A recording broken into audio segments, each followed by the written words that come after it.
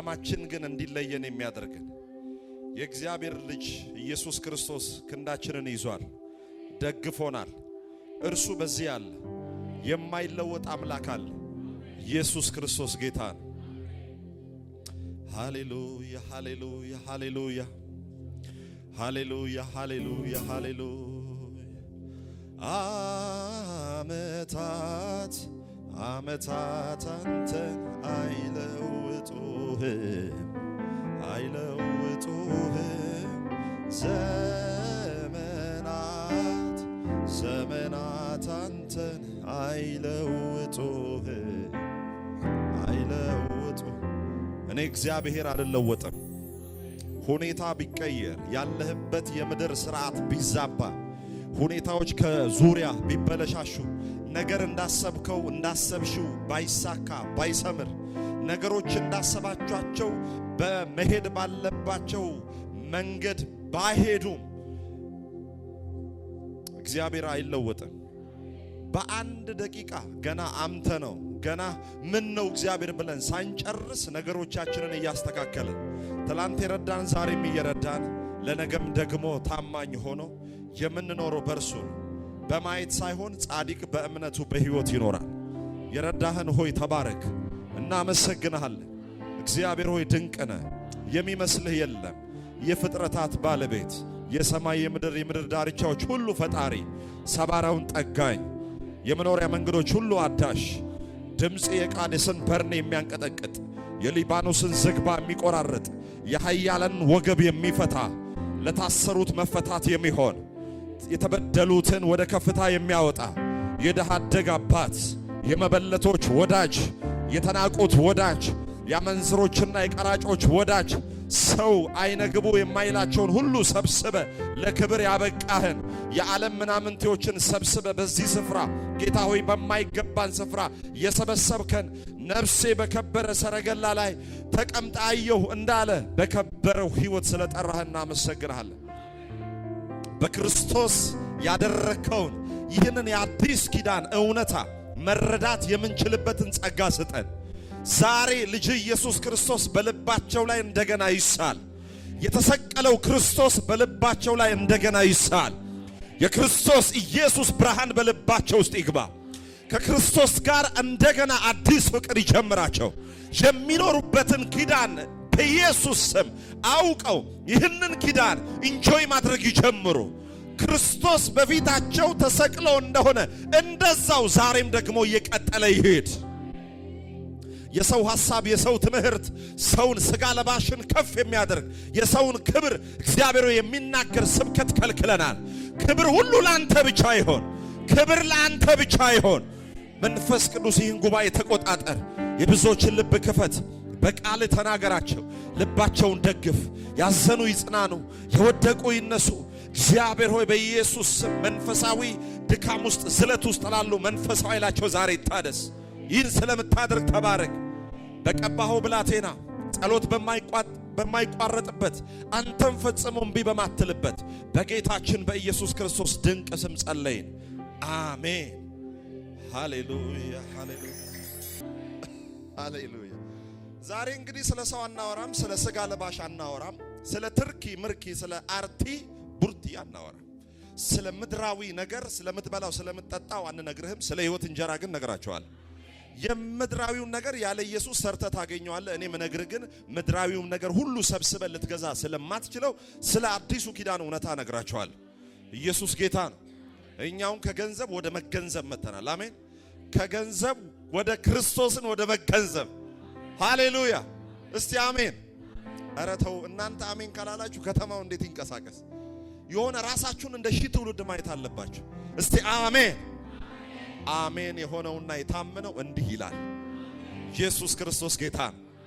አዲስ ኪዳንን መረዳት አሁን ቀንበር ሰበራ ኮንፈረንስ አይደለም። የሆነ ሰበራ ኮንፈረንስ አይደለም። ቀንበርም ይኑር እርግማንም ይኑር በዚህ ትምህርት ውስጥ ይፈርሳል። አሜን። ኢየሱስ ክርስቶስ ጌታ ነው። እንደምታውቁት በአማኝ ላይ እርግማን አይሰራም። እንኳን እንዲቆሞ ተዘቅዝቆም ቢረግም በክርስቶስ ይላችሁ እርግማን ይሰራብኛል ብሎ የሚያምን ሰው በሰማያዊ ስፍራ በመንፈሳዊ በረከት ሁሉ በክርስቶስ ኢየሱስ ተባርኬያለሁ የሚል ሰው እርግማን ይሰራብኛል ካለ ምን ማለት እንደሆነ ታውቃላችሁ? በመንፈሳዊ በረከት ሁሉ አልተባረኩም። ስለዚህ የተባረኩበትን በረከት የሚያሸንፍ እርግማን አለ እያልክ ነው። በክርስቶስ ከተባረኩት በረከት በላይ የሚያሸንፍ የሆነ እርግማን አለ እያልክ ነው። በጌታ በኢየሱስ ክርስቶስ ስምና ስልጣን ተባርካቸዋል፣ ተባርካቸዋል። በረከት የሚለው ይሄ ብሌሲንግ የምንለው ወይም ባሮክ የምንለው በረከት ማለት ኢምፓወርመንት ማለት ነው። ኢምፓወርመንት ማለት አቅም ማጋባት ማለት ነው። አሁን በረከት እግዚአብሔር ይባርክ ብሎ አይደለም እግዚአብሔር የሚባርክ። ሰላም ግቢ፣ ይሄ በረከት የሰው ጉድ ዊሽ ወይም መልካም የሆነ ምኞት ነው። እግዚአብሔር ሲባርክና ሰው ሲባርክ ተመሳሳይ አይደለም። እግዚአብሔር ባረከ ስንል ለምሳሌ ግዙ ብሎ ማንን ባረከ? እነ አዳምን ግዙ፣ ብዙ፣ ተባዙ፣ ምድር ሙሏት ምናምን ብሎ ያንን በረከት ሲያወጣ እንዲሁ በሰላም ግቡ እንደሚል እንደ ሰው መልካም ምኞት አይደለም። ግዙ ሲል የመግዛትን መንፈስ እያካፈለ ነው። ስለዚህ ግዙ ሲል የገዥነት መንፈስ ካንተ ይወጣል ማለት ነው። በክርስቶስ ተባርኬያለሁ ስትል የትኛውም ምድር ላይ ያለ ጠንቋይ፣ መተተኛ፣ ደጋሚ፣ የትኛውም አይነት የጨለማ ጉልበት ሁሉ በማይችለው በክርስቶስ ኢየሱስ ሥራ ተባርካል። ሃሌሉያ ሃሌሉያ። ስለዚህ ጧት ከደጅ ስትወጣ ጥቁር ድመት ብታይ በመንገድ ላይ ጥቁር ድመት አለፈች ወዮ አትበል። ድንገት ድመቷ ምግብ ፍለጋ እየሄደች ልትሆን ትችላለች። ጥቁር ካልሲ ደጅ ላይ ስታይ ወይኔ ልጄን ደፉ፣ ይኸው ትላንት ተመረቀ ብለው ይኸው ስራ እንዳይሰራ። እናቴ ጥቁር ካልሲ በጣም ጥሩ ነው፣ ምንም ችግር የለውም፣ ወይ ኳስ ለልጆች ሰርተንበት ጢባ ጢቤ እንጫወትበታል። ስለዚህ በክርስቶስ የተባረከ ሰው የሆነ ውጫዊ ነገር ሲያይ የሚበረግግ ደንጋጣ ትውልድ አይደለም እግዚአብሔር የሚፈልገው። ጻድቅ እንደማን ይላል? እስቲ እንደ አንበሳ በል እስቲ። አንበሳ የፈለገ ቢርበው ሳር አይበላም። አንበሳ የፈለገ ቢርበው ጦጣ ጋር ሄዶ አይለምንም። አንበሳ አድቅቆና ፈጅቶ ይበላል። ስለዚህ ሁኔታን የሚያሸንፍ የእግዚአብሔር ጸጋ በእናንተ ውስጥ አለ። ጸጋና ሰላም ይብዛላችሁ። ሃሌሉያ። ትንሽ ቤዝ ስጠው። ኢየሱስ ወደ ማርያምና ወደ ማርታ ቤት ሄደ። ኢየሱስ ገና ሲመጣ ማርታ ኢየሱስዬ እንዴት ነህ? ደህና ነህ ወይ? ሁሉ ሰላም? በደንብ ሞቅ ደመቅ ሸብረቅ ያለ ሰላምታ ሰጠችውና ገብቶ ቁጭ እንዳለ ረሳችው። ቀጥታ እሷ ኪችን ናት። ማርያም ብዙም አላካበደችም። ኢየሱስ ከመጣ ጀምሮ ሰላም ብለዋለች። ኢየሱስ ከገባ ጀምሮ አልተለየችው፣ እግሩ ስር ናት። ማርታ ለኢየሱስ ለማብሰል ስትጨነቅ፣ ማርያም በኢየሱስ ለመብሰል ቁጭ ብላለች። ስለዚህ ምን እያልኩ ነው? እግዚአብሔር ከምታበስሉለት በላይ እንድትበስሉለት ይፈልጋል። አሁን ማርታ 5000 ሰው በአንድ ቀን በአንድ ቃል የመገበውን ኢየሱስን ልትመግብ መከራ ታያለች። የሰማይ የምድር ፈጣሪ የሷን ቤትም እኮ በበረከት መሙላት ይችላል። ማርያም ግን ሁሉም ነገር ወዴት? ወደ ዳር የሚመለስ ነው። ዋና አለች የእግዚአብሔር ቃል ነው አለች።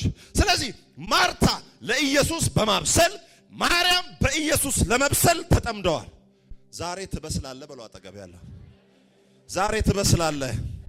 በአዲስ ኪዳን መረዳት ዛሬ ትበስላለህ። አው አንዳንድ ጸሎቶቻችሁ ሁሉ ይቀየራሉ። አንዳንድ እግዚአብሔር እናንተን የሚያይበት እናንተ ግን ራሳችሁን የምታዩበት መነጽር ይቀየራል። አሜን ሃሌሉያ። ጻድቅ በ40 ቀን እድል ሳይሆን በእምነት ነው የሚኖረው። የ40 ቀን እድሌ መጨረሻን አሳምርልኝ፣ እንደው የኔ ጉዳይ ገዶ ነው፣ እንደው አየለች እንደዛ አርገ ለኔ ደግሞ እንደዚህ አይ የሚሉ ጸሎቶችን ሁሉ በአዲስ ኪዳን መረዳት ወስደ ታቃጥላቸዋል። ሃሌሉያ። ማርታ የሰላሙ ንጉስ ቤቷ እያለ ትጨነቃለች። የሰላሙ ንጉስ ኢየሱስ እንዲህ አለ፣ ማርታ የሚያስፈልገው ነገር ጥቂት ነው። አጠገብ ያለውን የሚያስፈልገው ነገር ጥቂት ነው። አትጨነቅ፣ ቤትህን ይሞላዋል። አትጨነቁ። እሺ፣ በጌታ በኢየሱስ ስም አትጨነቁ። የሆነ ጥላችሁ የመጣችሁ ስራ አለ፣ እግዚአብሔር በእናንተ ፈንታ ያከናውንላችኋል። ኢየሱስ ክርስቶስ ጌታ ነው። ስለዚህ ጌታ ከምትሮጡለት ሩጫ ይልቅ ወደ እርሱ መሮጣችሁን ይፈልጋል። እስቲ አሜን። ኢየሱስ ክርስቶስ ጌታ ነው። ሃሌሉያ። ሁለተኛ ጢሞቴዎስ ምዕራፍ 2 ቁጥር 14 ቢላውን ሳል አርገው አሁን እዚህ ጋር ታላቅ ታናሽ ዳዊት ሻኛ ጢሞቴዎስ ፊልጵስዩስ ኤፌሶን እንቆርጣለን አሜን ነው እንቆርጣለን ነፍሴ ምንድነው አለ በስጋና በይሄ በስብ ከመጠግቦ በላይ እኮ አለ ዳዊት በምን ቃል በመንፈስ ኢየሱስ ክርስቶስ ጌታ ነው ሁለተኛ ጢሞቴዎስ ምዕራፍ 2 ቁጥር 14 ቶሎ ላንብብላችሁ ሃሌሉያ ስለ ትጉ ሰራተኛ ጳውሎስ ለመንፈሳዊው ልጁ ለጢሞቴዎስ የሥነ መለኮት ምሁራን እንደሚናገሩት ጢሞቴዎስ ሲጠራ 17 ዓመቱ ነው ይሏል አንዳንዱ ደግሞ በ7 ዓመት ተጠርቶ ቸርች ሄጄ ስሜ አልተጠራም ይላል ስልኬም አልተጠራም እዛ ቸርች መንፈስ የለም አቤል የሚባለው ስልክ ቁጥር አይጠራም መንፈስ የለም እዛ ሌላ ቦታ ልሂድ ምናምን ይላል ስልክ ቁጥርን ቴሌ ወሳኝ ኩነት ስምህን እድር እቆብ ይጠሩልሃል እኛ ኢየሱስን እንጠራልሃለን አሜን ነው ሃሌሉያ ካስፈለገም ይጠራል አይዟችሁ እንዳታኮርፉ ሰብስበው በለው ፊትህን ሰብስበው በጌታ በኢየሱስ በትንቢት በድንቅ በተአምራት አምናለሁ እሺ እነዛ ተአምራት ግን ኢየሱስን የሚያጎሉ ከሆነ አሜን ለምሳሌ ኢየሱስ መንፈስ ሲያወጣ ምንድነው የሚለው የሚበላ ስጧት አይደል ወይም ተረፍ ነው የሚለው የኛውስ ካወጣ መች ነው ጀመረሽ ኢየሱስ የሚበላ ስጧት ነው የሚለው እቺ ሴትዮ ጮኻ ገና ሳትነፍስ መች ነው ጀመረሽ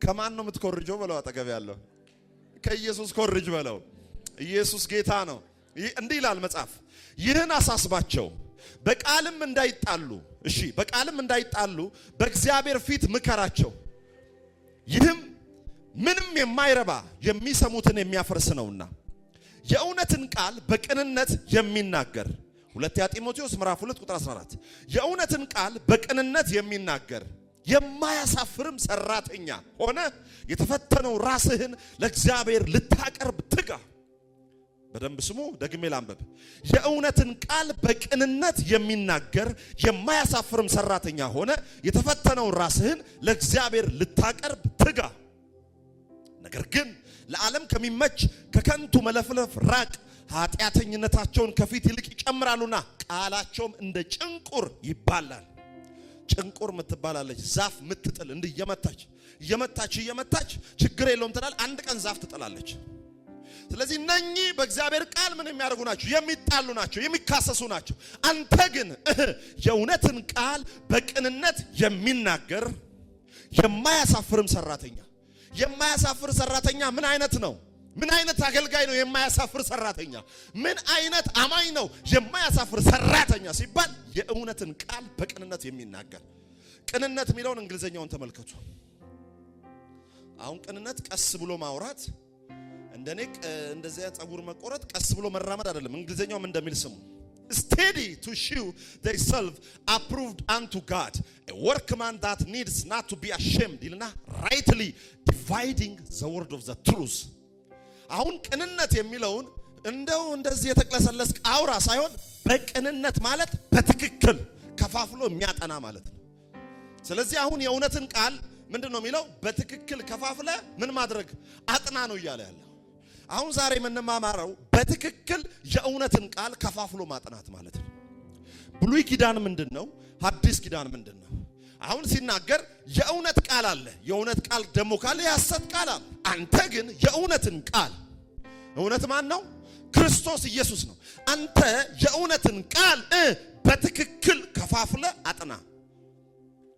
አጥና ማለት ነው ለምሳሌ ይኸውላችሁ የኢየሱስ መስቀል ኬላ ነው ከድሬዳዋ ወደ አዲስ አበባ ስትሄዱ ኬላዎች አሉ ኬላዎች ላይ ትፈተሻላችሁ ኤርፖርት ውስጥ አዲስ አበባ ስትገቡ ከጂንካ ከሐዋሳ ምናምን የምትመጡ ከሆነ አትፈተሹ ቀጥታ የሚጠይቋችሁ ከድሬ ነው ይላችኋል ከድሬ አይደለም ካላችሁ እለፉ ይሏችኋል ለምን አንዳንድ እቃዎች ከዚህ ስለሚሄዱ ማለት ነው ስለዚህ ኬላው ላይ የማይገባ ከዛስ እዛው ደግሞ የሚቀር እቃ አለ አሁንም ሲናገር ምን ይያለ ነው የእውነትን ቃል እሺ በቅንነት የሚናገር ምን ከፋፍሎ የሚናገር ስለዚህ አሁን ልክ ኬላ መንገድ ላይ እንደምታገኙት ከዚህ የሚሄድ ነገር መንገድ ላይ እንደሚቀር የኢየሱስ መስቀል ኬላ ነው ሕግ አያልፍም። አሜን።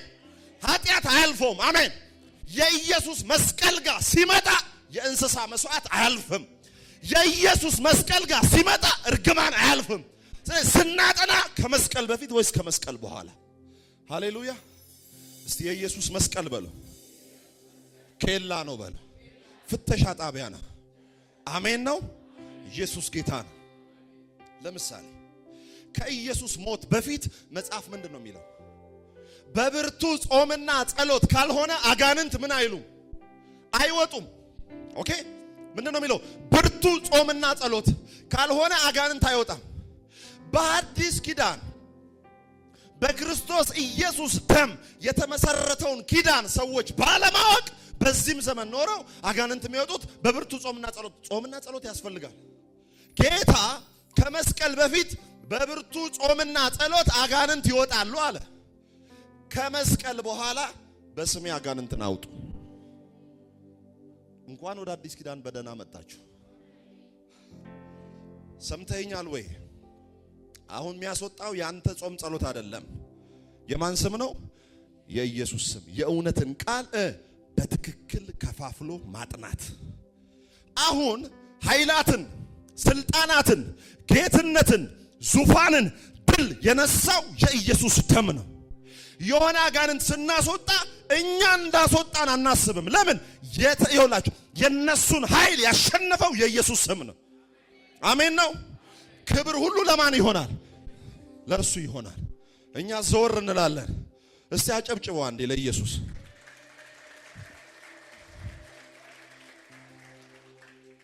እኛ ምንም የለንም። የእውነትን ቃል በትክክል ከፋፍሎ የሚያጠና ጳውሎስ የጢሞቴዎስ መንፈሳዊ አባት ነው። ወደ ጢሞቴዎስ ሲመጣ የእውነትን ቃል በትክክል ከፋፍለ አጥና። ለምሳሌ መተህ ቤተ ክርስቲያን ውስጥ የሙሴን ሕግ ካልጠበቅ አትበለው። የሙሴ ሕግ አሕዛብ አልተሰጠው። የሙሴ ሕግ ሳይሰጥ አለመስከር ወይም መስከር ክፉ እንደሆነ በህሊና ሕግ ታውቀዋል። ለዛ ነው ሮሜ ምዕራፍ 2 ላይ አሕዛብ የሕግ ጽሕፈት ባይኖራቸው ማለት በህሊናቸው ሕግ ይዳኛሉ ይላል። አይሁድም ደግሞ ሕግም ተሰጥቷቸው በሕግ ይቀጣሉ ይላል። ለአሁን መተህ መገረዝ ያስፈልጋል ብለህ ለአዲስ ኪዳን አማኝ ስትናገር የእውነትን ቃል በትክክል ከፋፍኖ ያላጠና አሳፋሪ ሰራተኛ ማለት ነው። አሁን መገረዝ በምን ተቀይሯል? በእምነት ተቀይሯል። አሜን። በክርስቶስ እምነት አሁን ምን አድርጓል? ተቀይሯል። ሌላ ልንገራችሁ። በምትሰፍረው መስፈሪያ ይሰፈርልሃል ይላል ማቴዎስ ላይ። ለፈሪሳውያንና ለጸሐፍት ጌታ ኢየሱስ ክርስቶስ እንዴት ሰብስባቸው እንደሚናገር ማቴዎስ 4 መጨረሻ ስትጀምሩ የተራራውን ስብከት በደንብ አድርጎ ሲነግራቸው ታያላችሁ። በደንብ አድርጎ ይነግራቸዋል። እኛንም ዘመን የሚመለከት ነው። አሁን እዛ ጋር ምን አለ? በምትሰፍሩት መስፈሪያ ይሰፈርላችኋል። ስለዚህ ክርስቶስ ከመሞቱ በፊት በረከት ባንተ ሕይወት ላይ የሚገለጠው በምትሰጠው ልክ ነው። ከኔ ጋር ናችሁ? ይኸውልህ በምትሰፍረው መስፈሪያ ምን ይሆንልሃል? ይሰፈርልሃል። ስለዚህ የሚሰፈርልህ በምትሰፍረው ልክ ነው። 10 ስትሰጥ 10 ይሰጣል። 100 ስትሰጥ 100 ይሰጣል። ከክርስቶስ መስቀል በፊት የነበረው የበረከት ስርዓት በምትሰጠው ልክ ነው። ወደ አዲስ ኪዳን ከመስቀል በኋላ ስትመጡ በምትሰፍረው መስፈሪያ ልክ ሳይሆን አምላኬ እግዚአብሔር እንደ ባለጠግነቱ መጠን፣ እስቲ አሜን፣ በክብር በክርስቶስ የሚያስፈልጋችሁን ሁሉ ይሞላባቸዋል። እንደ ባለጠግነቱ እንጂ እንደምትሰፍረው መስፈሪያ አይደለም። 5 ሰጥተህ እግዚአብሔር 1000 ያደርግልሃል። በረከቱ የአብርሃም በረከት በመስጠት ሳይሆን ክርስቶስን በመቀበል ተባርከሃል።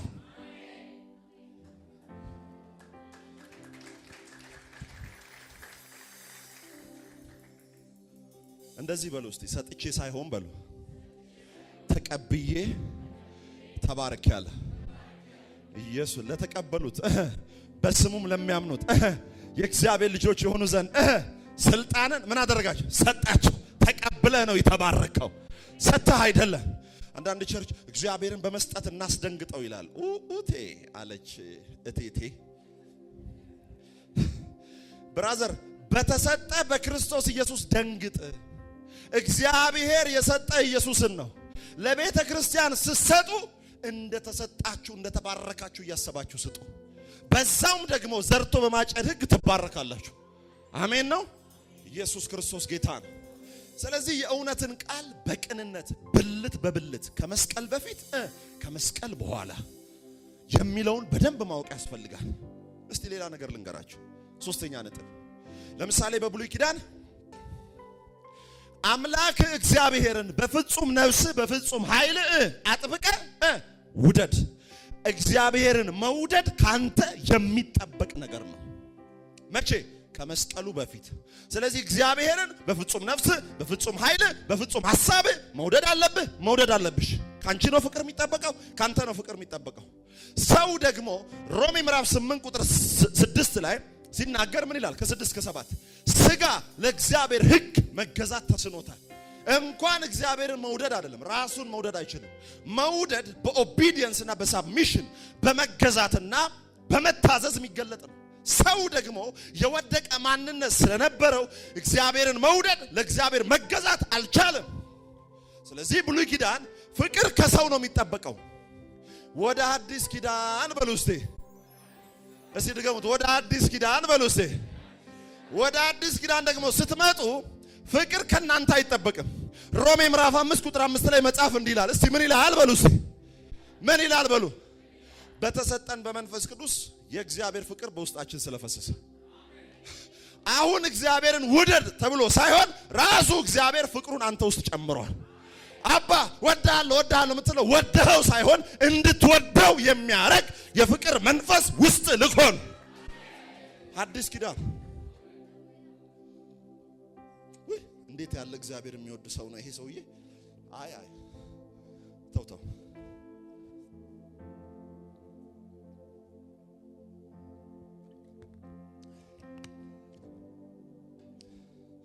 አስተማሪ ብዙ ውሃ ይጠጣል። ወንጌላዊም ነኝ። ገጠር እንዲያንስተንም እንጠጣለን። አሜን ነው። ሃሌሉያ። ስለዚህ ብሉይ ኪዳን ፍቅር ከናንተ ይጠበቃል። እግዚአብሔር ይጠብቃል። ፍቅር በመታዘዝ ነው። አትስከር ሲል አለመስከርን ካንተ ይጠብቃል። ሕጉ ደግሞ አትስከር ይልህና አትስከር ነው የሚለው እንጂ አለመስከርን ወይም እንዳትሰክር የሚያደርግ አቅም አይሰጥህም። መላጣ ይላል ሕጉ። በቃ ማለት ሕጉ ስራው ጉድለትህንና ክፍተትህን ብቻ ማሳወቅ። እንዴት ሆኜ ታዲያ ጸጉሬ እኮ ኦሬዲ ተመለጠ ስትል ባልድ ይላል። በእንግሊዘኛ መላጣ ይላል። ሕግ ጉድለትህን ሲናገር ጸጋ ጉድለትን አይናገርም፣ ጉድለትህን ይሞላዋል። ኢየሱስ መጥቶ አመንዝራ አይልም። ነይ አሜን። ሕግ ችግርህን ሲናገር ጸጋ ግን ችግርህን ይሞላዋል። ስለዚህ ይሄ በጣም እግዚአብሔርን የሚወድ ድንቅ ሰው ነው። እቺ ራሱ እንዴት ጌታን እንደምትወድ ኖ ተወድጄ እንጂ ወድጄ አይደለም። ጴጥሮስን ተመልከቱት። ጴጥሮስ ምን እንዳለ? ጌታ ሆይ እኔ ላንተ እሞታለሁ፣ ላንተ ነፍሴን አሳልፌ ነው የምሰጠው። ወይ ፍንክች አንድ ሰው ሲጫፈህን እንካ ብሎ ስለት ያው አሳስጋሪ ስለሆነ እኔም ከደቡብ ስለመጣው 40 ምንጭ ሐዋሳ ምናምን አውቃለሁ። አሳስጋሪዎች ትንሽ ቶሎ ይቆጣሉ ምናምን፣ ያው ይስራው ጸባይ ስለሆነ ትንሽ የሳላት ቢላዋለች ለጥ አድርጎ ጆሮ። ይሄኔ ኢየሱስ ባይሆን ሰውየው ጆሮ ተቆርጦ በቃ ጴጥሮስም እስር ቤት ነበር የሚገባ። ሰይፍን የሚያነሱ በሰይፍ ይጠፋሉ። ጆሮውን እዛው ጋር ጌታ ኢየሱስ እንደ ኮላሩ ይለጠፈለት። ጆሮውን ሲለጥፍለት ከዛ ተረጋጋ። አንተን አልክድህም አለ። ጴጥሮስ ከክርስቶስ ሞት በፊት የሚተማመነው ለኢየሱስ ፍቅር እንዳለው ነው። ለኢየሱስ ፍቅር አለኝ ብሎ ክዶታል። አንድ ጌታ ኢየሱስ ክርስቶስ ከሞት ተነስቶ መጣ። ሲመጣ ያ ተስፋ ያደረግነው ኢየሱስ በቃ ሞቷል ብሎ ጴጥሮስ ወደ ትላንትናው ስራው ከዮሐንስ ጋር ገብቷል። አቤት እኮ ወዲያው ሲወስኑ በ3 ቀን እኮ ወደ አሳስጋሪነታቸው ተመለሱ። ጌታ ኢየሱስ ከሞት ተነስቶ መጥቶ ልጆች አለ። በፊት ወገኖች ነበር የሚላቸው። ከሞቱ በፊት ወገኖች፣ ከሞት በኋላ ልጆች። ያለ ኢየሱስ ደም ልጅ አትሆንማ። አሜን ነው። ከዛ የሚበላ አላችሁ ምናምን ብሎ አሳ ሲያበረክት ጴጥሮስ አያውቀው። ከዛ ዮሐንስ ጌታ እኮ ነው ሲል ጴጥሮስ ራቁቱን ነበር። እዚህ ጋር ጉድ ብቻ ስሙ እንግዲህ የሀገሬ ሰው ጉድ ስሙ። ጴጥሮስ ራቁቱን ነበር። ራቁቱን የነበረ ሰው ልብስ ከወንዝ ዳር ከለበሰ ሊወጣ ነው አይደለ? ጴጥሮስ መጣና ልብሱን ለብሶ ምና ጌታ ለበሰና ከእንደገና ውሃ ውስጥ እኔ አሁን ሰው ነኝ እያለኩ እንደዚህም እየካድኩ ትባርከኛለህ እያለኩ ራቁትን የነበረ ሰው ከወጣ በቃ ከውሃ ሊወጣ ነው ሊሄድ ነው ትላላችሁ።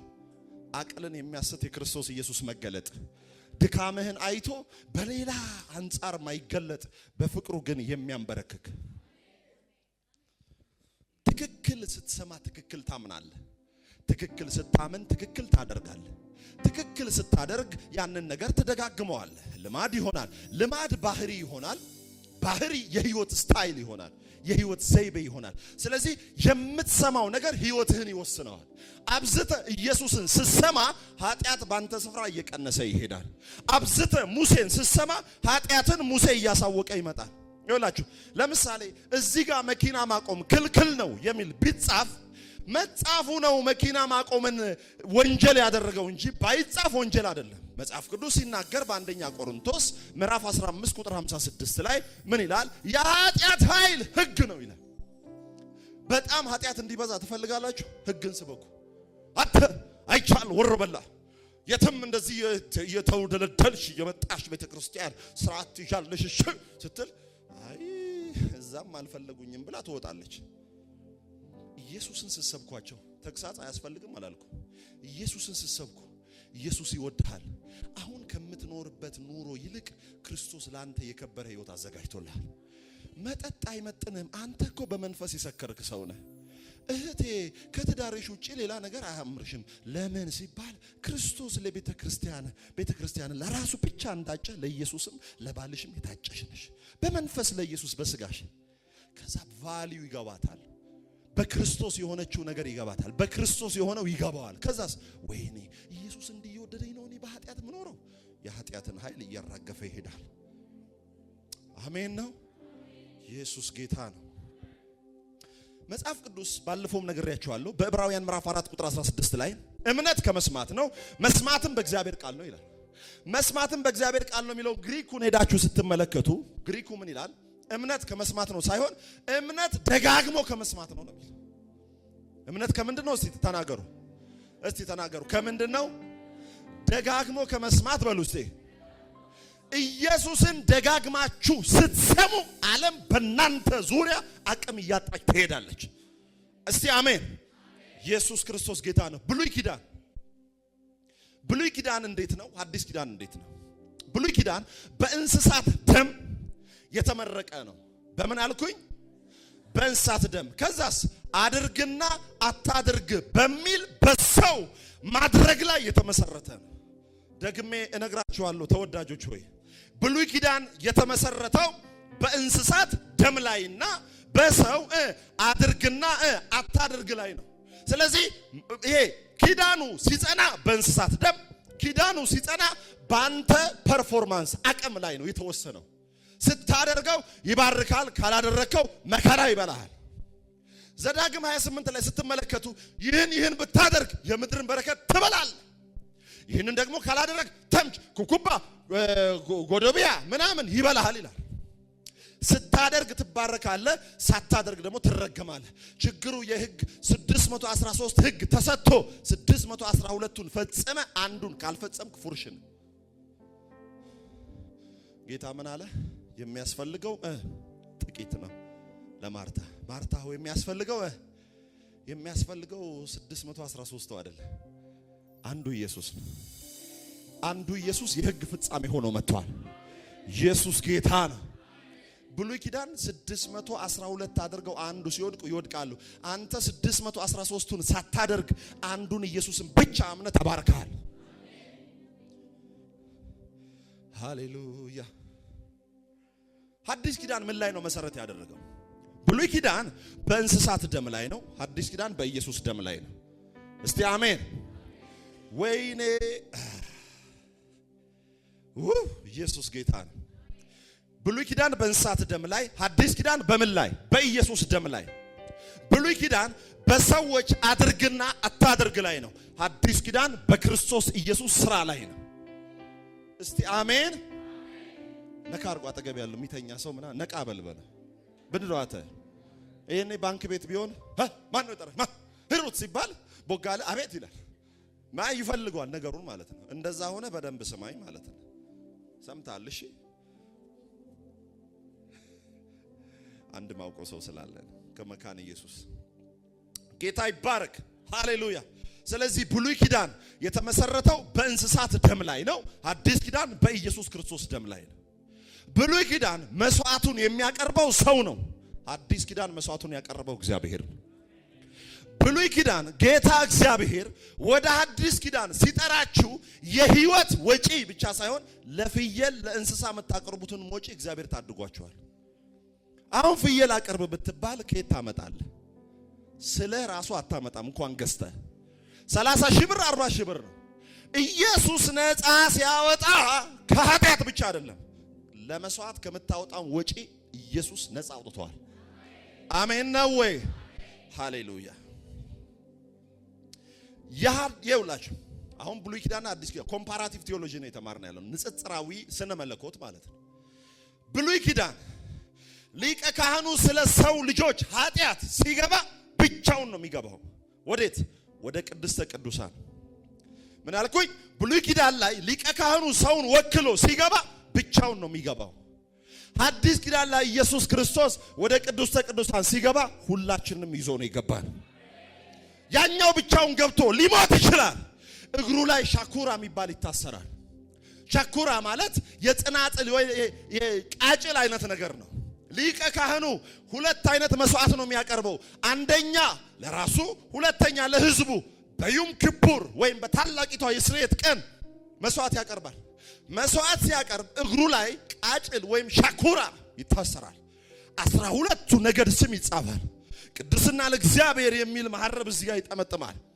ኡሪምና ቱሚም የሚባሉ የእግዚአብሔር ክብር መገለጫ አለቶችን ያስቀምጣል። የ613ቱን ህጎች ሪፕሬዘንት የሚያደርግ ከዛ ጣሊት ያደርጋል። ከዛ ኪባ ያደርጋል። ኪባ ሲያደርጉ ያንን ይሄ ኮፍያን ኪባ ሲያደርጉ የኪባ ይባላል። የኪባ ታይፖሎጂ ወይ ምሳሌነቱ ከኛ በላይ የተፈራ አምላክ አንተ ነህ። ቅድስና ለእግዚአብሔር የሚለውን ደግሞ ለአንተ ቅዱስ ሆነን እንገባለን። 12ቱ ነገድ ደግሞ 12ቱን ነገድ ወክዬ እገባለሁ ነው። ገብቷችኋል? ሻኩራው የሚያስፈልገው ልክ ኃጢአት ካለበት ከሞተ የሻኩራው ድምጽ ይጠፋል። ሰው በር ላይ ሆኖ ይሰማል።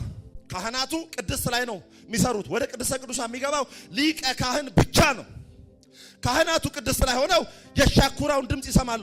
የሻኩራው ድምጽ ከሌለ ሊቀ ካህኑ ኃጢአት አግኝቶት ነው የገባው፣ ሞቷል ማለት ነው። በገመድ ተስቦ ይወጣል። ኢየሱስ ወደ ሰማይ ሲገባ ሻኩራ አልታሰረለትም። ኃጢአት የሌለበት መስዋዕት ነው። ገብቶ ይሞታል ብለን አንፈራለትም። ገብቶ ሊቀር ይችላል ብለን አንፈራም። ገብቶ እኛንም አስገብቶ ለዘላለም ፍጹማን አድርጎናል።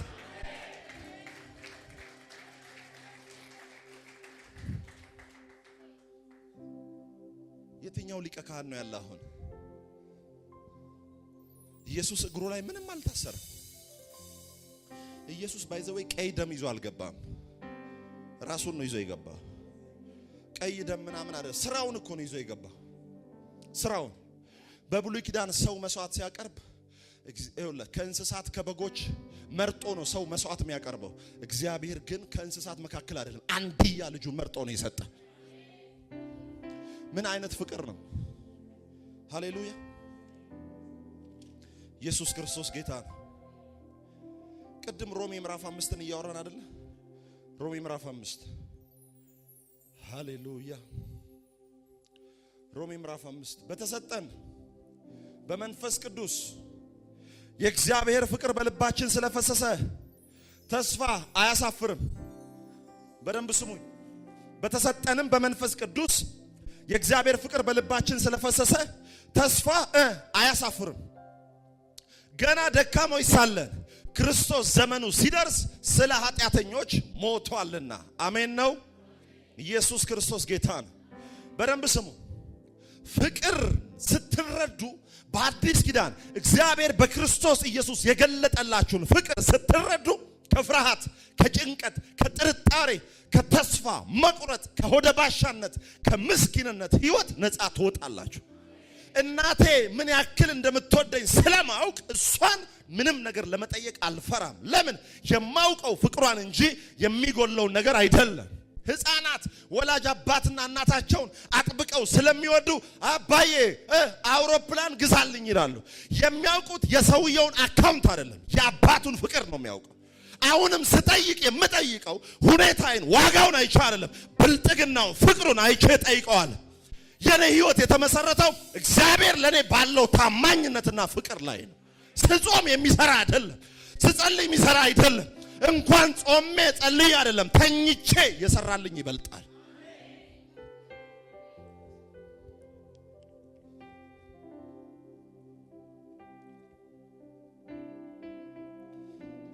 የሆነ ሰው ድፍረት እየሞላችሁ ነው። አሁን ለመጸለይ አቅም እያገኛችሁ ነው። አሜን። ጸልይልኝ ጸልይልኝ እንትና ጸልይልኝ ከሚል ህይወት ወጣችሁ ምትጸልዩበት። ኦፍ ኮርስ ይደክማችሁ የቤተ ክርስቲያን መሪዎች ይጸልዩላችኋል፣ ሁሌ ግን አይደለም። አሜን። ጸሎት እግዚአብሔርን ስራ ማሰሪያ አይደለም። ጸሎት ከእግዚአብሔር ጋር በፍቅር መቃጠያ ነው። ጸሎት የእግዚአብሔርን እጅ መጠምዘዣ አይደለም። ጸሎት የእግዚአብሔር ፍቃድ በእኛ ህይወት እንዲገለጥ ራስን ማስማረኪያ ነው። አሜን ነው።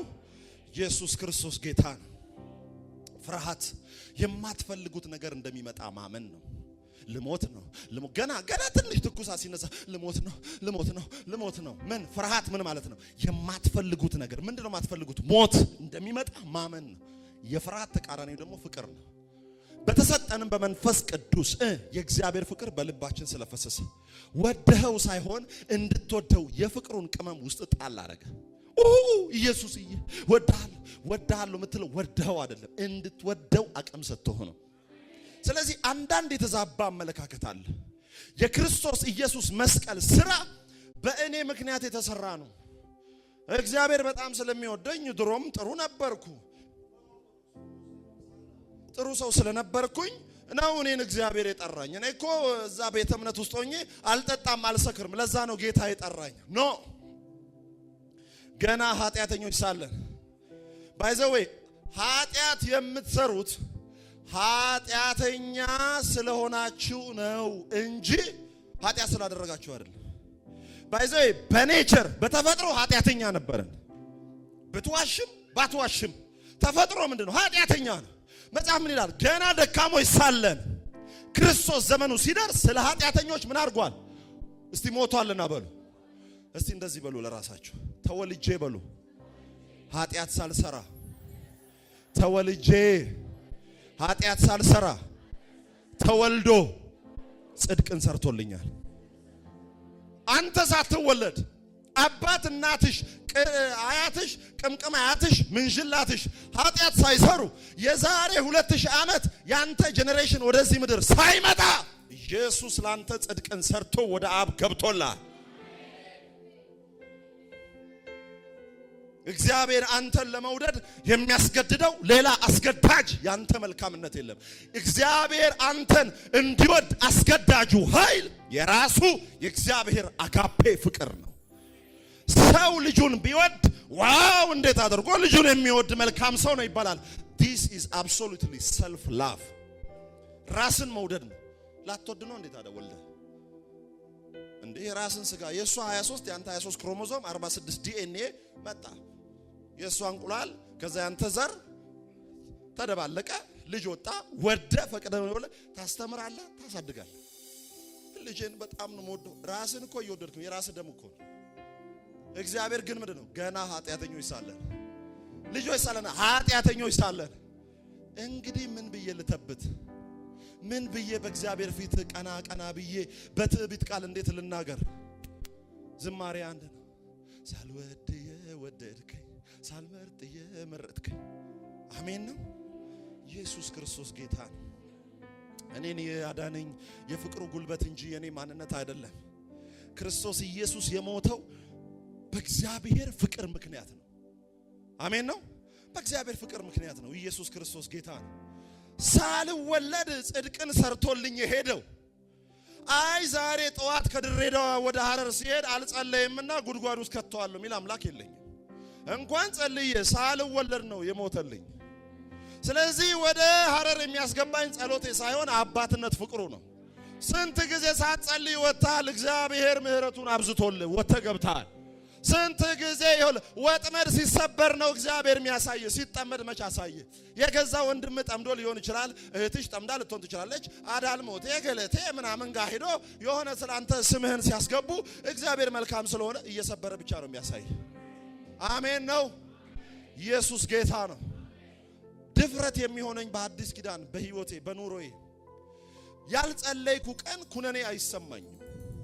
ያልጸለይኩ ቀን ፍርድ አይሰማኝም። ያልጸለይኩ ቀን የሚሰማኝ ናፍቆት ነው። እስቲ አሜን። እስቲ ያልጸለይኩለት በሉ። እስቲ ያላገለገልኩለት የሚሰማኝ ኩነኔ፣ ፍርድ፣ ቁጣ ሳይሆን ናፍቆት ነው። አሁን ሳልጸልይ ሲል ወይኔ ጧት አልጸለይኩም ተው ምን አለ አባቴ ናፈቀኝ ጧት ሳልጸልይ ከሱ ጋር ህብረት ሳላደርግ። ሃሌሉያ ሃሌሉያ። የሆነ ሰው የጸሎት መንፈሱ እየታደሰ ነው። የሆነ መጸለይ የሚፈራ ጸሎት ስራ የሆነበት ሰው እግዚአብሔር ልቡን እየቀየረው። ለ5 ደቂቃ ልጸልይ ብሎ የሆነ 2 ሰዓት የሚጸልይ ሰው እግዚአብሔር በዚህ ጉባኤ ያስነሳል። ጸሎት ስራ ሳይሆን ህይወቱ እግዚአብሔር ያደርግለታል። ኢየሱስ ክርስቶስ ጌታ ነው። ከፋፍሎ ማጥናት መስቀሉ ሞት፣ ጭንገፋ፣ ኃጢአት ብቻ ሳይሆን ህግም ወዳንተ ህይወት እንዳይሻገር አድርጓል መስቀሉ። ገላትያ ምዕራፍ 3 ቁጥር 22። ኢየሱስ ክርስቶስ ጌታ ነው። ሃሌሉያ። ገላትያ ምዕራፍ 3 ቁጥር 22 ነገር ግን በኢየሱስ ክርስቶስ ከማመን የሆነው የተስፋ ቃል ለሚያምኑ ይሰጥ ዘንድ መጽሐፍ ከኃጢአት በታች ሁሉን ዘግቶታል። እምነትም ሳይመጣ ሊገለጥ ላለው እምነት ተዘግተን ከህግ በታች እንጠበቅ ነበር። በደንብ ስሙ። እምነትም ሳይመጣ ነው የሚለው። ስለዚህ እምነት ምን ያደረገ ነው? የመጣ ነው። እምነት አልነበረም። እምነት አልነበረም ማለት ምን ማለት ነው? አምነህ የሚያጸድቅ በማመን ብቻ ምጸድቅበት እምነት እና አብርሃም ከህግ በፊት ስለነበሩ አምነው ጸድቀው ሞቱ። አምነው ሌሎቹ ደግሞ ከህግ መሰጠት በኋላም ከእግዚአብሔር ጋር አካሄዳቸውን ሲያደርጉ እግዚአብሔር ወሰዳቸው። አሁን እምነት ሳይመጣ ሲል ምን እያለ ነው? እምነትም ሳይመጣ ወዳጆቼ ባለፈው ተናግሬያለሁ። አብርሃም የእምነታችን ጀማሪና ፈጻሚ አይደለም። እስቲ አሜን። ማርቲን ሉተርም የኛ መስራችም ፈጻሚም አይደለም። አሜን ነው። አብርሃም የእምነታችን ጀማሪና ፈጻሚ ቢሆን የእምነት ጀማሪና ፈጻሚ ይባላል። ኢየሱስን ግን ዕብራውያን 11 ላይ ስለ እምነት አባቶች በደንብ ዘርዝሮ ተናገረና 12 ላይ ሲሄድ እነርሱን ተመልከቱ አላለም። የእምነታችን ጀማሪ ፈጻሚ እርሱን እየተመለከትን እነሱ ጀምረው አልጨረሱ። አብርሃም የተስፋ ቃል ሰጥቶት አጋር ጋር ገብቶ እስማኤልን ወልዷል። ዳዊት እግዚአብሔር የተስፋ ቃል ሰጥቶት ሄዶ የኦሪዮን ሚስት አግብቶ ልጅ ወልዷል። ሰለሞን ከ1000 ሚስቶች ጋር ወደ ሞዓባውያን ምድር ወርዶም ኃጢአትን ሰርቶ አልፏል። ኢየሱስ ግን ተፈትኖ ኃጢአት ያላሸነፈው የእምነታችን ጀማሪና ፈጻሚ። ሚካኤል ራበኝ ብትል አይረዳህም። ገብርኤል ተጠማው ብትል አይረዳህም። ተጠምቶ ያንተን ጥማት፣ ተርቦ ያንተን ረሃብ፣ መገፋት ቢሆን ተገፍቶ በጥፊ መመታት ሆኖ ተመቶ ፊቱ አብጦ በልብሱ ላይ ዕጣ ተጣጥለውበት ስላንተ ከሊቶስጥሮስ ግርጌ እስከ ቀራንዮ ራስጌ ተዳፍቶ ጎኑ ውሃና ደም ቀላቅሎ ማንም የሮማዊ የተሳለቀበት ነው ኢየሱስ። ተራብኩ ብትል ይረዳል። በድካማችን የሚራራል ሊቀ ካህናት አለ። ይራራልናል፣ ያስብልናል፣ ይደግፈናል፣ አይሳለቅብንም። ኢየሱስ ሃሌሉያ። አሁን እዚህ ጋር ወርዳችሁ ተመለከቱ እንዲላል እንደዚህ በእምነት እንጸድቅ ዘንድ ሕግ ወደ ክርስቶስ የሚያመጣ ሞግዚታችን ሆኗል። ሕግ ወዴት ነው የሚያመጣው?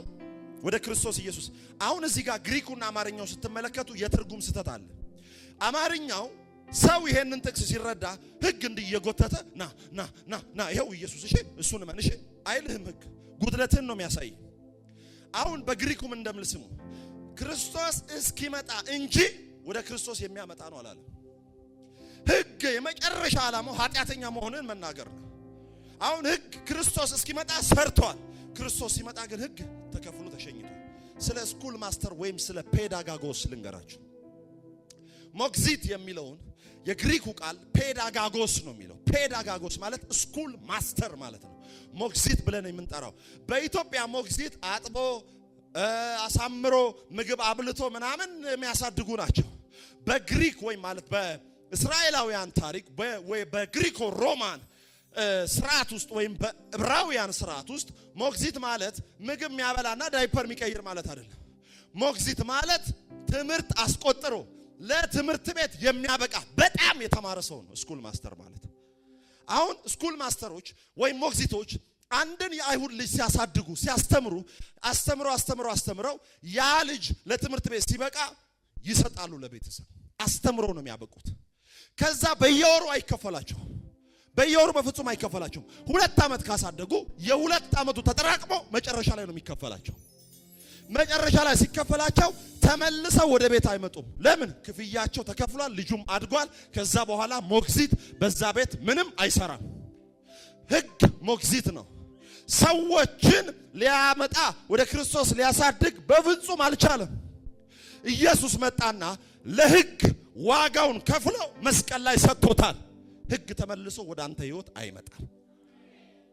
ለምን? ቅድም ተከፍሎ እንደሚሸኘው ኢየሱስ መስቀል ላይ ዋጋውን ከፍሎ ሸኝቶታል። ተመልሶ ቤት የመምጣት ምን የለውም፣ ማንዴት የለውም። በደንብ ሰው የቆይታ ጊዜው አልቋል። አዲስ ኪዳን ላይ ኢየሱስ ላይ ሙሴን ስትቀላቅል የህይወት መመረዝ ያመጣል። ሙሴ ብታደርግ ብትታዘዝ ነው የሚለው። ኢየሱስስ ብታመን የዘላለም ህይወት አለ። እስቲ አስቆጥሬ ሳይሆን በሉ፣ እስቲ ተቆጥሮልኝ ነው በሉ። ኃይለ ገብረ ሥላሴ ሄዶ አርሲ ላይ በቆጂ ላይ አሰላ ላይ መከራይቶ ሮጦ ሜዳሊያ ኦሎምፒክ ፓሪስ ላይ ሲያመጣ እኛ እዚህ አሸነፍን ሜዳሊያ አገኘን እንላለን። የሮጠው ማን ነው? አገኘን ምንለው ማን ነው? መስቀል ላይ ያንተ ሩጫ የሮጠው ኢየሱስ ክርስቶስ ነው። አንተ የሚገባህን የተቀበለው ክርስቶስ ኢየሱስ ነው። የኃጢአት ይቅርታ በብሉይ ኪዳንና በአዲስ ኪዳን ዘሌዋውያን 16 እስቲ 2 ሰው ወጣት 2 ሰው በፈቃደኝነት 2 ሰው ወደዚህ መድረክ 2 ሰው ሽልማት አለው። ሳላስነሳ 2 ሰው ወደዚህ ነው። ለምሳሌ አንተ አሁን ደብል ፖርሽን አኖይንቲንግ። እስቲ አንድ ሰው ዝቅ አትበሉ። እንደውም ዝቅ የምትሉትን ነው የምጠራው። ና እስቲ ወዳጅ አንተ ሃሌሉያ ሃሌሉያ። የተባረካችሁ ናችሁ እናንተ። ስለ ኃጢአት ይቅርታ ልነግራችሁ ነው። ወደዛ ቆሙላችሁ ተባረኩ። በዘሌዋውያን 16 ላይ ለኃጢአት መስዋዕት 2 በግ ይዛችሁ ነው ይባላል። አንደኛው በግ የሚለቀቅ ነው። እጃቸውን ይጭኑበትና ይሄ በግ ኃጢአት ሆኖ እርግማን ሆኖ ከከተማ ውጪ ይወጣል። ስለዚህ እጃቸውን ሲጭኑ ይሄ በግ የተረገመ ነው ብሎ ነው የሚሸኙት። ይሄኛው ደግሞ የሚታረድ ነው። እጃቸውን ይጭኑና ይታረዳል። ከታረደ በኋላ ምን ያደርጋል? ቆዳው ከከተማ ውጪ ሆድቃው ምናን ይጣላል። ከዛ የቀረው ደግሞ ስብ ይቃጠላል ፀሐይ ላይ። ደሙ ከዛ ስርየት መክደኛው ላይ ይገባል። ይሄኛው እጃቸውን ጭነው አንድ ወጠምሻ ጠንካራ ሰው ይመረጥና ከከተማ ውጪ ይጣላል። አንዳንድ ስክሪፕቸሮች ወይም ታልሙዶች የአይሁድ ታልሙዶች፣ ታልሙድ ማለት የቶራ ኮሜንታሪ ነው፣ ማብራሪያ ነው። ታልሙዶች ሲናገሩ ወጠምሻ ሰዎች ይመረጡና ያ በግ ከዚህ በኋላ በግ ሳይሆን እርግማን ነው። ስለዚህ ወጠምሻ ሰው ይመረጥና ያን በግ አናቱ ላይ አድርጎ ወስዶ ቁልቁል ይፈጠፍጠዋል ወይም ከከተማ ውጪ ያወጣዋል ይላሉ። ይሄ የክርስቶስ ኢየሱስ የአዲስ ኪዳን የኃጢአት መስዋዕት ምሳሌ ነው፣ ታይፖሎጂ ነው። ኢየሱስን ልክ ዮሐንስ ከሩቅ ሲያየው ምንድን ነው ያለው? እነሆ የዓለምን ኃጢአት የሚያስወግድ የእግዚአብሔር በግ። ከሩቅ አይቶት ነው። ይሄ የብሉይ ኪዳኑ በግ ምንም ኃጢአት አልሰራም። ምንም ያውቀው ነገር የለም። እጅ ብቻ ተጭኖበት የሰው ኃጢአት ይተላለፍበትና አሁን በግ አይደለም፣ ምንድነው? ኃጢአት ነው። ከከተማ ሲወጣ ምን እያሉ ነው? እግዚአብሔር እርግማንን ኃጢአትን ከኛ ለየ። ኢየሱስም ያ መስዋዕት የኢየሱስ ክርስቶስ ምሳሌ ስለሆነ ኢየሱስ ከሩቅ ሲመጣ አይቶ ዮሐንስ እንዲህ አለ፣ እነሆ የዓለምን ኃጢአት የሚያስወግድ የእግዚአብሔር በግ አለ። ከዛ እጁን ጫነበት። የብሉይ ኪዳን ሰዎች ለኃጢአት እጃቸው እንደሚጭኑ እጁን ከጫኑ በኋላ ልክ የብሉይ ኪዳኑ በግ ወጠምሻ ሰው ከከተማ ውጪ ይዞት እንደሚወጣ ኢየሱስ ላይ ዮሐንስ እጁን ሲጭን መንፈስ ወደ ምድረ በዳ መራው ይላል። እዛ ወጠምሻ ሰው ነው ከከተማ ውጪ የሚያወጣ መንፈስ ቅዱስ ወደ ምድረ በዳ መራው። ልክ ያ በግ ከተማ ውጪ የተረገመ ተብሎ ብቻውን ምድረ በዳ እንደተጣለ መንፈስ ቅዱስም ኢየሱስን ወስዶ በምድረ በዳ የተጣለ ብቸኛ ሆነ። ኢየሱስ ስለ አንተ ማለት ነው። አንተ ቁጭ በል። ይሄኛው በግ ደግሞ የሚታረድ ነው።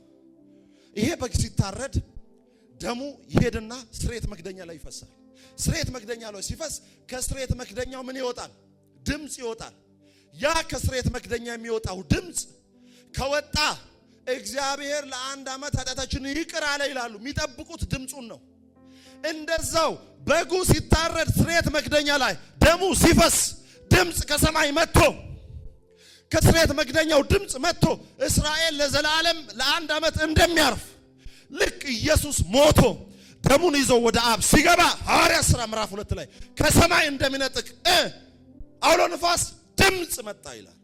ብሉይ ኪዳን ከስርየት መክደኛው የሚወጣው ድምጽ ነው። ኢየሱስም ወደ አብ ሲገባ የወረደው ድምጽ ነው። ይሄ ድምጽ አዳም የፈራው ድምጽ ነው። ድምጽህን በሰማው ጊዜ ፈራው ተሸሸኩ ያለው። አሁን የመጣው ድምጽ ለዘላለም ባንተ ውስጥ የሚኖር እስቲ አሜን፣ ባንተ ዘንድም የሚኖር ነው። አባ አባት ብለህ የምትጮህ ልጅነትን መንፈስ በውስጥ ልኳል። ተባረክ። ታይፖሎጂው ይሄ ነው። ሁለቱንም በግ ሆኖ ብቸኛ በግ ሆኖ ኢየሱስ ፈጽሞታል። ኢየሱስ ክርስቶስ ጌታ ነው። ሃሌሉያ። ሊቀ ካህኑ መስዋዕቱን እግዚአብሔር ከተቀበለና በሰላም ካጠናቀቀ ለኃጢአት መስዋዕት የሚገባው ሊቀ ካህኑ መስዋዕቱን እግዚአብሔር ከተቀበለና በሰላም ካጠናቀቀ ዝም ብሎ አይወጣም። ሊቀ ካህኑ ዝም ብሎ አይወጣም። ምንድነው የሚያደርገው? ስለ ሊቀ ካህን እስቲ አንድ ነገር ማወቅ ያለብን ነገር እናወራ። አንደኛ በመጀመሪያ ሊቀ ካህን ሰውንም እግዚአብሔርንም የሚወክል ነው። ከኔ ጋር ናችሁ? እስቲ አጨብጭቡ አንዴ።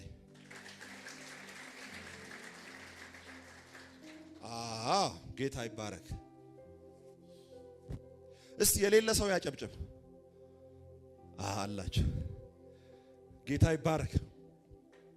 ሊቀ ካህኑ መስዋዕቱን እግዚአብሔር ከተቀበለና በሰላም ካጠናቀቀ ዝም ብሎ አይወጣም። አንደኛ ሊቀ ካህኑ ሰውንም እግዚአብሔርንም ይወክላል። እግዚአብሔርን ሲወክል ምን ማለት ነው? ቶሎ ልሂድ ሰዓት ስለሌለኝ። እግዚአብሔርን ሲወክል ምን ማለት ነው? በኃጢአተኛው ሰው ምትክ የሚመጣውንም ማንኛውንም እንስሳ የሚመረምረው ሊቀ ካህኑ ነው። እስቲ እንደዚህ በሉ። አሁን ኃጢአተኛ ሰው አለ አይደል? እዚህ ጋር ኃጢአተኛው ሰው ምን ይዞ ይመጣል? እስቲ በግ በሉ። በግ ይዞ ይመጣል። በግ ይዞ ሲመጣ የሚመረመረው ኃጢአተኛው ነው በጉ ነው? ተባረክ። ማን ነው የሚመረመረው? በጉ። እስቲ በጉ ነው፣ አትፍሩ፣ በጉ ነው በሉ። ስለ ኃጢአታችሁ የምትመረመሩት እናንተ አይደላችሁ። ስለ ኃጢአታችሁ የሚመረመረው መስዋዕቱ ነው፣ በጉ ነው። በጉ ችግር ይኑረው አይኑረው አገላብጦ ሊቀ ካህኑ ያየዋል። ስለ አንተ የሚመረመረው ኢየሱስ እንጂ አንተ አልነበርክም። ብትመረመር ድራሽ አባት ነበር የሚጠፋው። ስለ አንተ ግን ኢየሱስ መጥቶ መስቀል ላይ በአብ ተመረመረ። አይታል። አሁንም በኃጢአቱ ስትወድቅ ድካም ሲያገኝ ራስህን ሳይሆን ኢየሱስን ይዘህ ወደ አብ ና። መጽሐፍ ምን እንደሚል ታውቃለህ?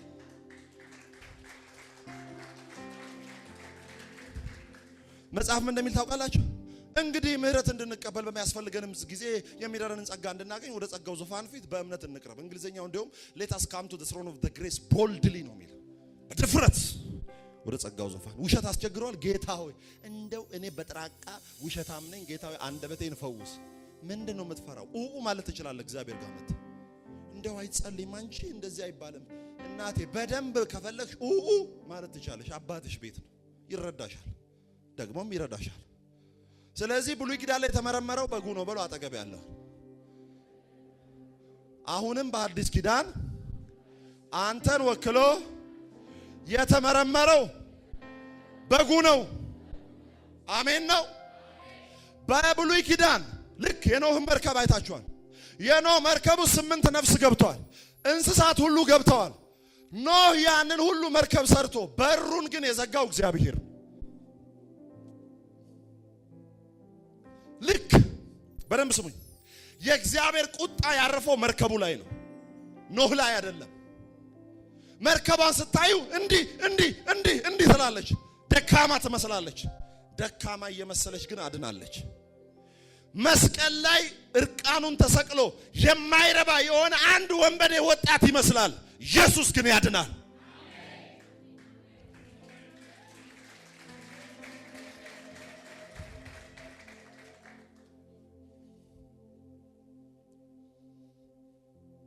መርከቡ ላይ ነው የእግዚአብሔር ቁጣ ያረፈው።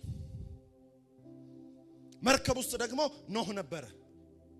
የእግዚአብሔር ቁጣ እኮ መርከብ ውስጥ ላሉ ሰዎች ላይ እኮ አልወረደም፣ ግን መርከቡ ላይ ወርዷል። ሐዲስ ኪዳን የእግዚአብሔር ቁጣ ኢየሱስ ላይ ነው ያረፈው። አንተ ግን እርሱ ውስጥ ሆነ የእግዚአብሔር ቁጣ አልፈዋል።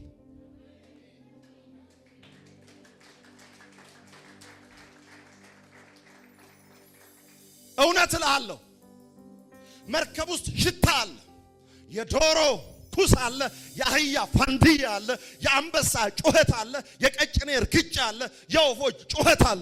አይመችም። እውነት ነው። ቤተ ክርስቲያን ውስጥ ብዙ ይሄ አሁን ድኗል የምትሉት ከዓለም የማትጠብቁት ኃጢአት ቸርች ውስጥ ልታገኙ ትችላላችሁ። ገማኝ ሸተተኝ ብሎ ኖህ አልወጣም። እዚሁ እየተሳሸን እንኖራለን። ኖህ ድንገት መርከቡን ውሃ ሲመታ እንደዚህ ተንገዳግዶ የሚወድቀው መርከብ ውስጥ እንጂ ከመርከቡ ውጪ አይደለም። አሜን። ዛሬም ብትደክም የምትወድቀው ኢየሱስ ክርስቶስ ውስጥ እንጂ ከኢየሱስ ውጪ አትጣልም።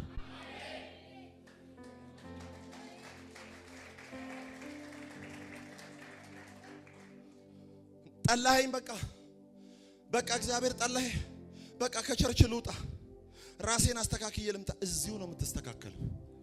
እዚሁ እንዳትወጣ መርከቡን ከውጪ የዘጋው እግዚአብሔር ነው። ምን እንዳለ ታውቃለህ? ወደ እኔ የመጣውን ወደ ውጪ አላወጣው። በሆነ ሰውዬ ስብከት አይደለም፣ እግዚአብሔር አያስወጣም። ሃሌሉያ።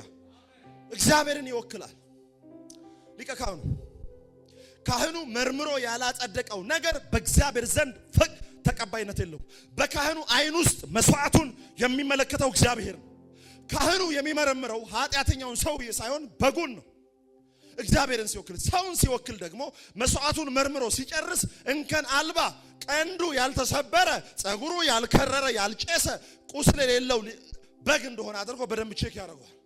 በአዲስ ኪዳንም ጌታ ኢየሱስ ከኃጢአት ውጪ የሆነ አሜን፣ ከበደል ውጪ የሆነ ጴጥሮስ እንዲህ አለ፣ ኃጢአትን አላደረገም አለ። የድርጊት ሰው ነው ጴጥሮስ።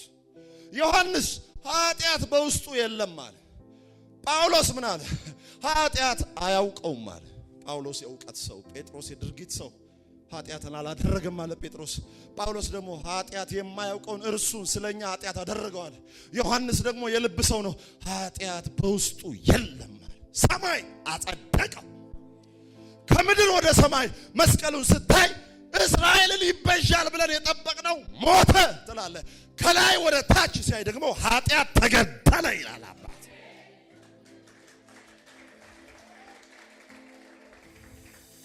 ተራ ሰው ነው የሚመስለው። አይኖቹ በቡጢ አብጠዋል፣ ለማየት ይቸግረዋል። መስቀሉን ይዞ እየሄደ መንገዱን መምረጥ አይችልም። ይተናቀፋል፣ ይወድቃል። እርጥብ መስቀል ይዟል። አንደበቱ በረጋ ደም ተጣብቋል። እግሮቹ ቁርጭምጭምቶቹ ከመማታቸው የተነሳ ደክመዋል። ጀርባው ተልቷል፣ አጥንቱ ይታያል። መስቀል ይዞ እየወጣ እየተፉበት አይራከምም፣ ዝም ብሏል። በሸላቾች ፊት እንደሚነዳ በግ መስቀል ላይ የኢየሱስ ፊልም ላይ ነው ጨርቅ ያደረጉለት። መለመላውን ነው የሰቀሉት። የወንድነት ክብሩን አሳጥተው መስቀል ላይ ሆኖ አይኑ አብጦ ከጎኑ ደም ውሃ ቀላቅሎ እየፈሰሰ አንተን እያሰበ ደስ ይለዋል። ለምን? ከድካሙ ብርሃንን ያያል ተብሎ ተጽፏል። ማንም ንጉሥ በኃይልና በስልጣን በጠመንጃ ነው ዙፋኑን የሚያስቀጥለው። ኢየሱስ ሞቶ ነው ያስቀጠለው። ኢየሱስ አስፈራርቶ አይደለም። መስቀል ላይ ሆኖ የፍቅር እጆቹን እያሳየ ልጆቼ ኑ ይላል። እናንተ ደካሞች ኑ ይላል። ሞቶ የታደገን የተሰቀለው ኢየሱስን እንሰብካለን። ሌላ ርዕስ የለን። ስለ ሰው ላወራ አልችልም። ስለ ገንዘብ ላወራ አይችልም። ስለ ምድራዊ ነገር አልሰብክም። እነሆ ውዴን ያያችሁ። ሃሌሉያ። እግዚአብሔር ሙሴን በሰንጣቃ ዓለት ላይ ቆም አለ። በሰንጣቃ ዓለት ላይ ኢየሱስ ላይ እኮ ነው ቆም ያለው። የመጀመሪያው ዓለት ቃል ተናገር ውሃ ያፈልቃል። ቃል ተናገር ውሃ ፈለቅ። ሁለተኛውን ማለት ቃል ማለት የመጀመሪያውን ዓለት ምታው ነው ያለው። ሲመታው ዓለቱ ውሃ አፈለቀ። ሁለተኛውን ዓለት ምታ አላለውም፣ ተናገር ነው ያለው። ሙሴ ግን መታው። ዓለቱ ዳግመኛ አይሰቀልም። አሜን ነው። ኢየሱስ የሰውን ጉድለት ሞልቶ የእግዚአብሔርን ፍላጎት አርክቶ በመስቀል ላይ ጽድቅ ሆኖልናል። ስንጸልይ ከፍ የሚል ሳንጸልይ የሚወርድ ጽድቅ የለንም። ጽድቅ ማለት righteousness, right standing with God፣ በእግዚአብሔር ፊት ትክክል መሆን ማለት ነው። በእግዚአብሔር ፊት ትክክል የሆንኩት ኢየሱስ ስራዬን ሰርቶልኝ ነው።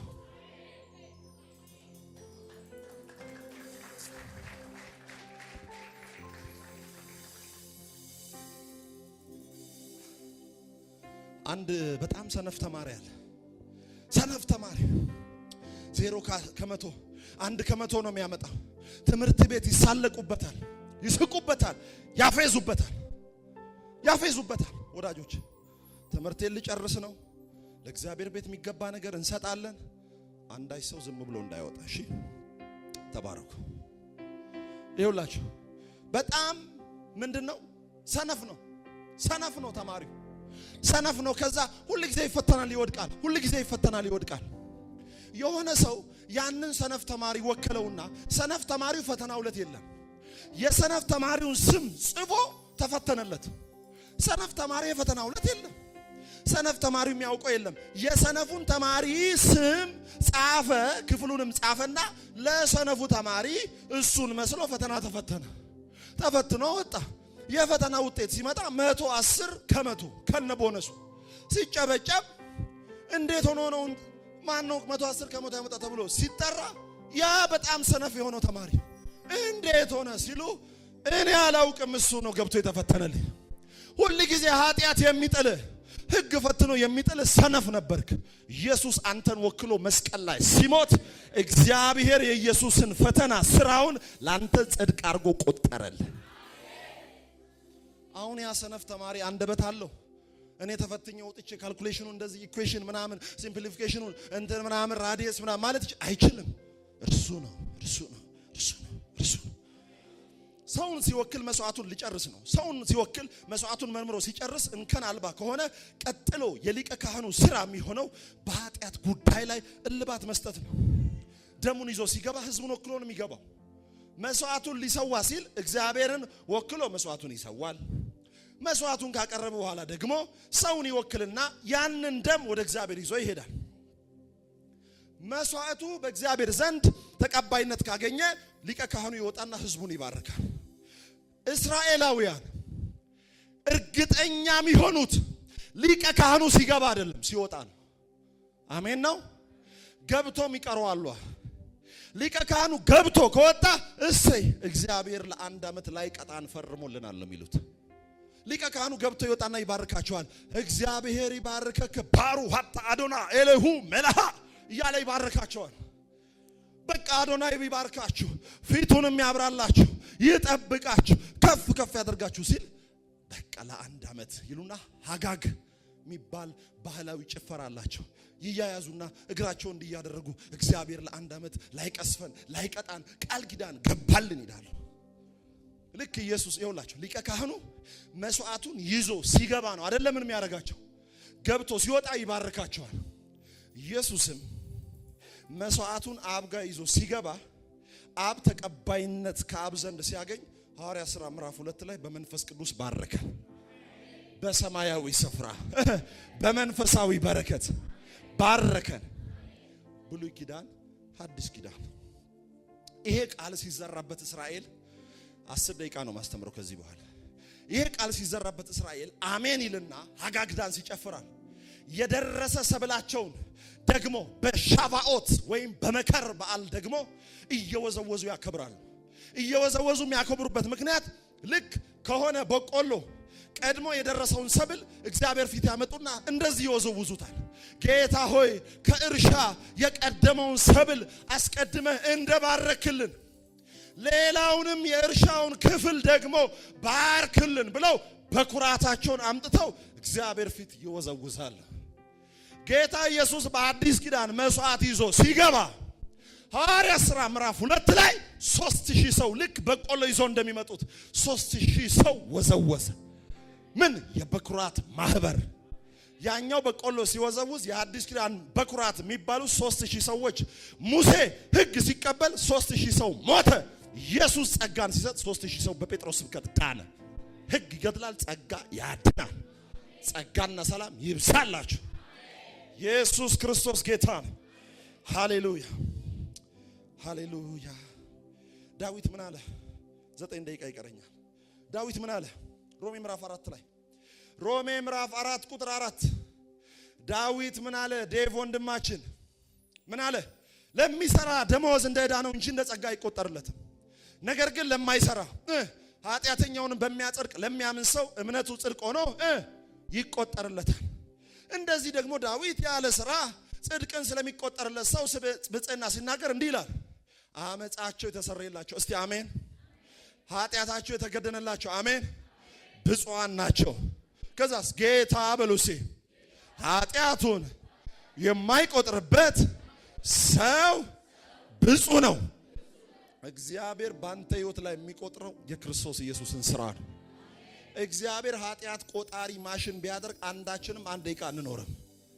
ጌታ ይሁን እግዚአብሔር ያንተ አካውንት ውስጥ የነበረውን ኃጢአት የኢየሱስ አካውንት ውስጥ አስገባና የኢየሱስ አካውንት ውስጥ የነበረውን ጽድቅ ወደ አንተ አስተላለፈ። የአካውንት ሽግግር ነው የተደረገው። ኢየሱስ ክርስቶስ ጌታ ነው። ተወልደ ኃጢአት ሳትሰራ ተወልዶ ጽድቅን ሰራለ። ሳትሰራ ክፍያ የተጀመረው አዲስ ኪዳን ላይ ነው። ሳትሰራ መባረክ፣ ሕግ ሳትጠብቅ መባረክ፣ የሕግ ፍጻሜ ሆኖ መጥቶ ጽድቅን የሰራለ ኢየሱስ ክርስቶስ ይባላል። ስርየት መክደኛው የሚባለው አለ። ቶሎ ቶሎ ልፍጠን፣ 8 ደቂቃ ይቀረኛል።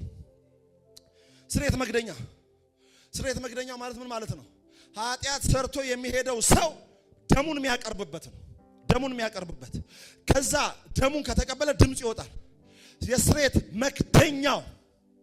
የስርየት መክደኛው ወዳጆቼ እንደዚህ አይነት የኪሩቤል ምስሎች ያሉበት ነው። ስርየት መክደኛው ስራው ኃጢአትን አፍኖ መያዝ ነው። አፍኖ ይዛል። ታቦት ውስጥ 3 ነገር አለ። የአሮን በትር፣ መና፣ ከዛ የሙሴ ሕግ። ለሶስቱ አልተገዙም። ያንን ነው አፍኖ የሚይዘው። ኢየሱስ ሲመጣ ኃጢአትን የሚሸፍን ሳይሆን የሚያስወግድ ነው። አሜን ነው። ሃሌሉያ። ስርየት መክደኛው በሂሶፕ 7 ጊዜ ይረጫል። ደም 7 ጊዜ ሲረጭ 7 ምንድነው? ሻባት ፍጹም መለኮትነትን የእግዚአብሔር ምልኡነት የሚያሳይ ነገር ነው። የስርየት መክደኛው ስራ ኃጢአትን ማፈን ነው። ሊቀ ካህኑ ስለ ኃጢአት መስዋዕት ካቀረበ በኋላ ደግሞ መጥቶ ስርየት መክደኛውን ቼክ አያደርግም። ቀጣይ ዓመት እንጂ ደግሞ መጥቶ ማንሳት አይችልም። አሁንም በክርስቶስ ኢየሱስ ከጸደቅ በኋላ እግዚአብሔር የክርስቶስ ኢየሱስን መስዋዕት ከተቀበለ በኋላ ማንም መጥቶ የትላንት ታሪክህን መበርበር አይችልም። ኬዝ ኦልሬዲ ተዘግቶ መዝገቡ ወደ መዝገብ ቤት ሄዷል። ማንም በክርስቶስ ቢሆን አዲስ ፍጥረት ነው። አሮጌው ነገር ሁሉ አልፏል። ቅድም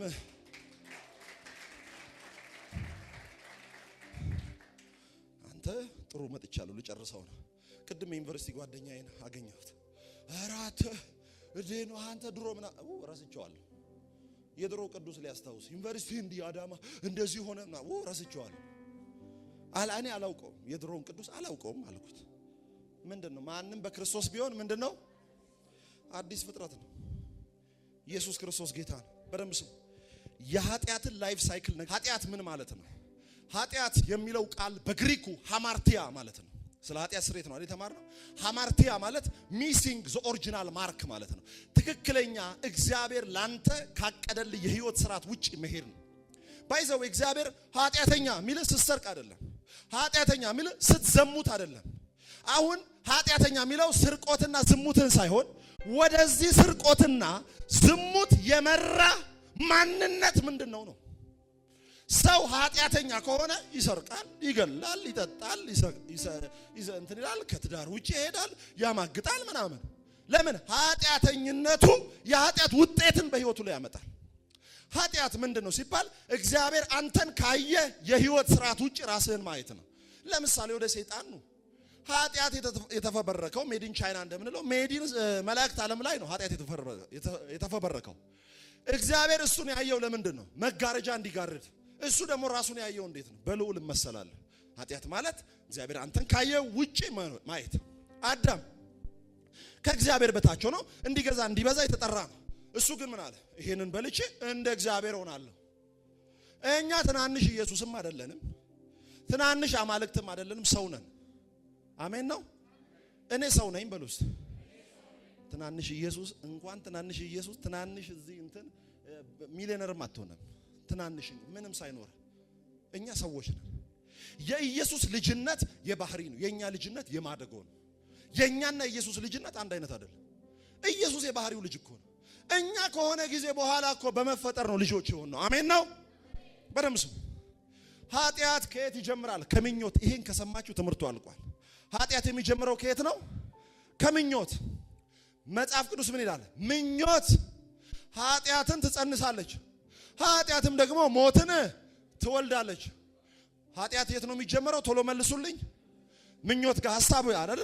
ለምሳሌ መጽሐፍ ቅዱስ በሌሊት በመኝታቸው ሆነው ክፋትን ለሚያስቡ ወዮላቸው፣ ኃይል በእጃቸው ነውና ሲነጋ ይፈጽሙታል። ኃይል የተባለው ምንድነው? ሐሳብ። እገለዋለሁ እንደዚህ ብሎኝም አልተውም ስትል ምኞት ነው። ነገ ሄደ የምትገላው ከማሰብ በኋላ ነው።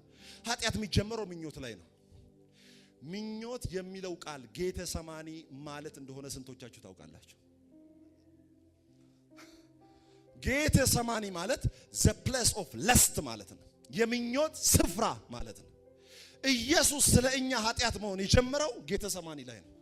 ጽዋውን ጠጣው።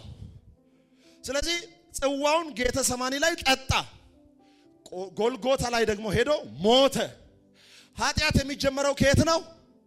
ከምኞት። ጌተ ሰማኒ ማለት ምን ማለት ነው? የምኞት ስፍራ። ኢየሱስ የከፈለልህ ለኃጢአት ብቻ ሳይሆን ኃጢአት እንዲመረት ላደረገው ለምኞትም ከፍሏል። ያ ምኞት ጸንሶ ለሚፈጥረው ኃጢአት፣ ያም ኃጢአት መጥቶ ለሚገል ለሞት ከጌተ ሰማኒ እስከ ጎልጎታ ከምኞት እስከ ሞት ድረስ ላለው ኢየሱስ ከፍሎታል። Jesus has paid it all።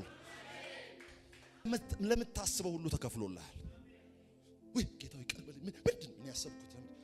ለምታስበው ለምታደርገው ለእንዳንዱ ድካም ኢየሱስ መስቀል ላይ ከፍሎታል።